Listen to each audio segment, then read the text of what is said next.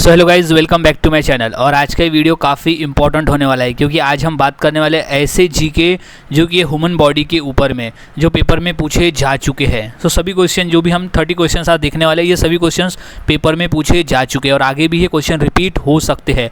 तो सभी क्वेश्चन के आंसर अच्छी तरह से याद में रख ले, अगर ये पेपर में आते हैं तो आप इसका सही आंसर दे सको। और अगर आप चैनल पर नए होंगे तो इसे सब्सक्राइब करना ना भूलें और बेल आइकन दबा दें ताकि मैं ऐसी वीडियोस आपके लिए लाता रहूं। तो शुरुआत करते हैं आज के हमारे ह्यूमन बॉडी के ऊपर टॉप जीके की।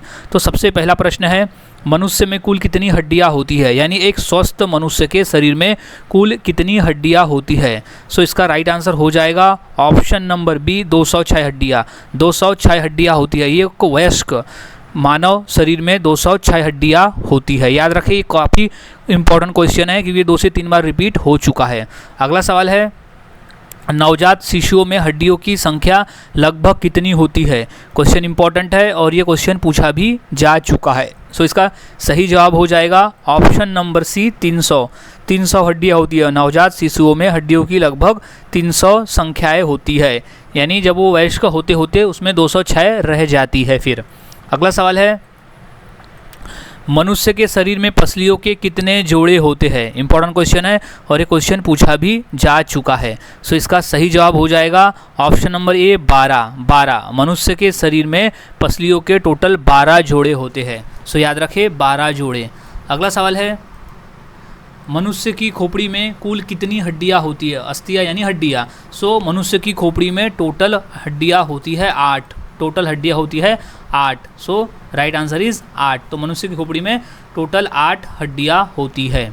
अगला सवाल है, शरीर की सर्वाधिक प्रबल अस्थि यानी हड्डी कौन सी होती है, यानी किस अंग की हड्डी सबसे मजबूत होती है। सो इसका सही जवाब है ऑप्शन नंबर सी, जबड़े में।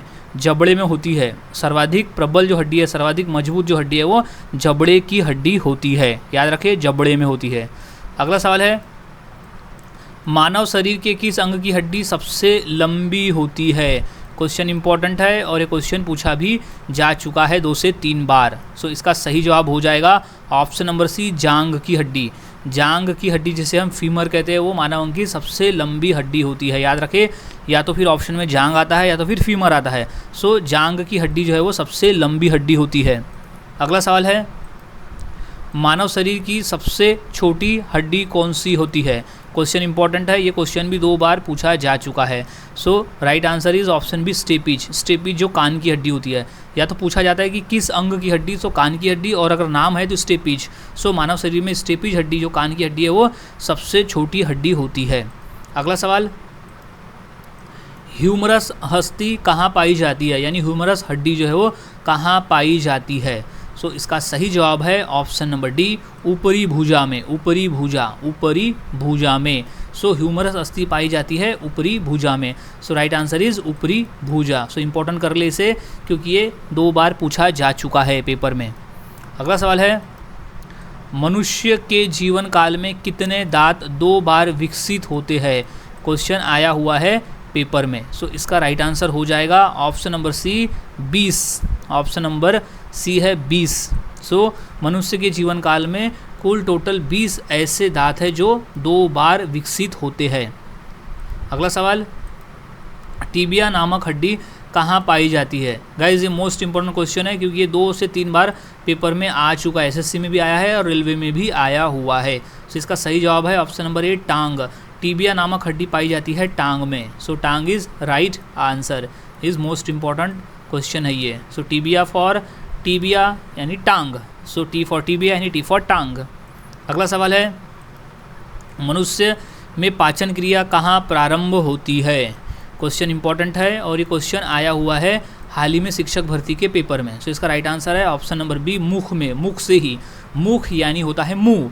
सो मुंह से ही मनुष्य में पाचन की क्रिया प्रारंभ होती है। मुंह से ही, क्योंकि मुंह में ही लार विकसित हो जाते हैं, तो मुख से ही पाचन की क्रिया प्रारंभ होती है। अगला सवाल है, वृद्धावस्था में मनुष्य की हड्डियाँ क्यों कमज़ोर हो जाती है। क्वेश्चन इंपॉर्टेंट है, बेसिक क्वेश्चन है और ये आया हुआ भी प्रश्न है। सो इसका सही जवाब हो जाएगा ऑप्शन बी, कैल्शियम की कमी से। कैल्शियम की कमी होने के वजह से वृद्धावस्था में यानी बुढ़ापे में हड्डियाँ कमज़ोर हो जाती है। इंपॉर्टेंट है, याद रखें। अगला सवाल, मनुष्य में पाचन का अधिकांश भाग किस अंग में संपन्न होता है? क्वेश्चन इंपॉर्टेंट है और ये क्वेश्चन आया हुआ है पेपर में। सो इसका सही जवाब हो जाएगा ऑप्शन ए, छोटी आंत। छोटी आंत, मनुष्य में पाचन का जो अधिकांश ये प्रक्रिया है वो छोटी आंत में ख़त्म हो जाता है।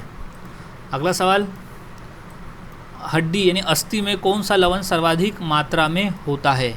क्वेश्चन इंपॉर्टेंट है और ये क्वेश्चन पूछा जा चुका है। सो इसका सही जवाब हो जाएगा option number C, calcium phosphate. Calcium phosphate. So अस्थि में जो लवण है वो कैल्शियम फास्फेट अधिक मात्रा में पाया जाता है। Calcium phosphate is right answer. अगला सवाल, निम्न में से कौन मानव के पैर की हड्डी नहीं है? क्वेश्चन इंपॉर्टेंट है और ये क्वेश्चन आया हुआ है पेपर में। एसएससी के जो हाल ही के पेपर हुआ था उसमें ये क्वेश्चन आया हुआ है। तो इसका राइट आंसर है option number A, humerus. Humerus जो नामक हड्डी है वो पैर की हड्डी नहीं है। ऑप्शन में जो दिए गए फिबुला, टिबिया और फीमर, ये तीनों पैर की हड्डी है, लेकिन जो ह्यूमरस है वो पैर की हड्डी नहीं है, जो कि ये ऊपरी भुजा की हड्डी है, ह्यूमरस हड्डी। सो राइट आंसर इज ह्यूमरस, जो कि पैर की हड्डी नहीं है। अगला सवाल, रक्त में कौन सी धातु पाई जाती है? क्वेश्चन इंपॉर्टेंट है, बेसिक क्वेश्चन है और कई बार पूछे जाने वाला भी ये प्रश्न है। सो इसका सही जवाब है ऑप्शन नंबर सी, लोहा। लोहा यानी कि आयरन। लोहा नामक जो धातु है वो रक्त में पाई जाती है, जिस वजह से रक्त का जो रंग है वो लाल दिखाई पड़ता है। सो लोहा नामक धातु रक्त में पाई जाती है। अगला सवाल है, मानव की पाचन नली लगभग कितने फीट लंबी होती है? क्वेश्चन 2 बार इम्पोर्टेंट पूछा जा चुका है। सो इसका राइट आंसर हो जाएगा ऑप्शन नंबर सी, 32 यानी 32। मानव की पाचन नली लगभग 32 फीट लंबी होती है। क्वेश्चन इंपॉर्टेंट है और ये पूछा जा चुका है। सो 32 फीट। अगला सवाल, रक्त का शुद्धिकरण कहाँ होता है? क्वेश्चन इंपॉर्टेंट है और ये क्वेश्चन रिपीट है। सो इसका राइट आंसर हो जाएगा ऑप्शन नंबर सी, किडनी में। किडनी। तो रक्त का शुद्धिकरण होता है किडनी में। Right answer is kidney. Right answer is kidney. अगला सवाल, रक्त में लाल रंग निम्नलिखित के किसके कारण होता है? रक्त में जो लाल रंग है वो निम्नलिखित में से किसके कारण होता है? तो इसका सही जवाब है option number D, haemoglobin. Haemoglobin के वजह से रक्त का जो रंग है वो लाल दिखाई पड़ता है। हीमोग्लोबिन की वजह से रक्त का जो रंग है वो लाल दिखाई पड़ता है।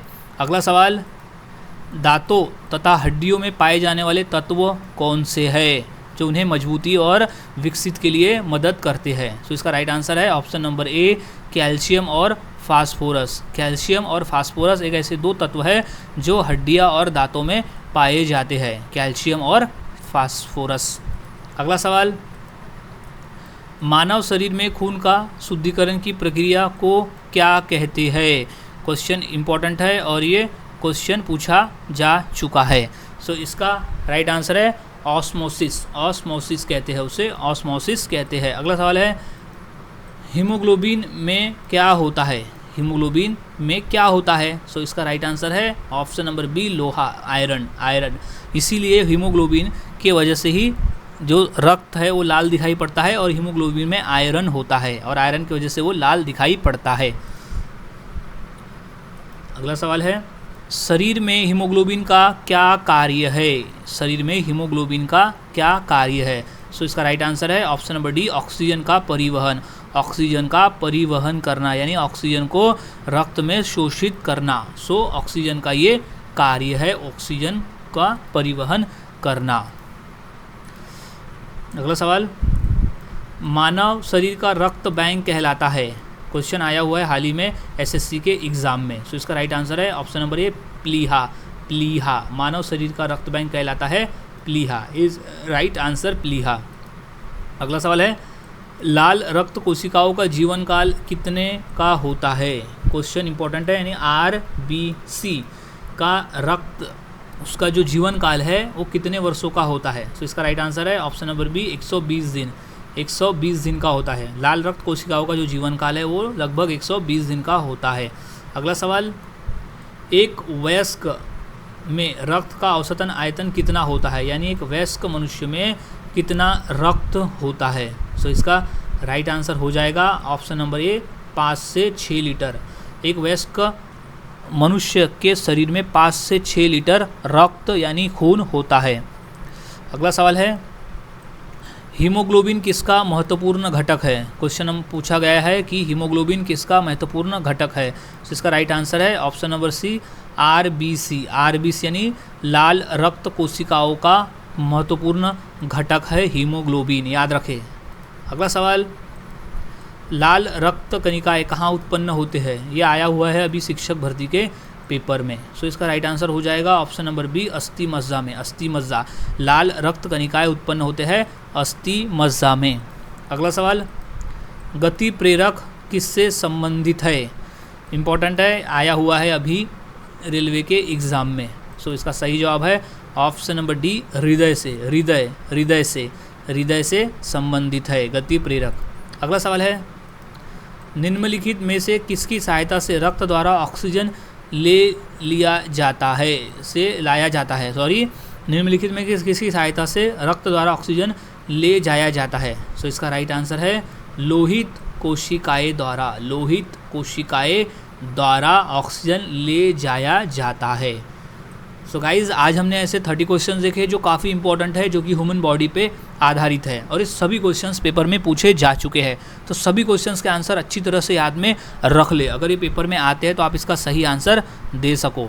सो मिलता हूँ ऐसे ही और नए जीके के साथ अगले वीडियो में। तब तक के लिए चैनल के साथ बने रहे, वीडियोज़ को देखते रहे और जीके की प्रैक्टिस करते रहे।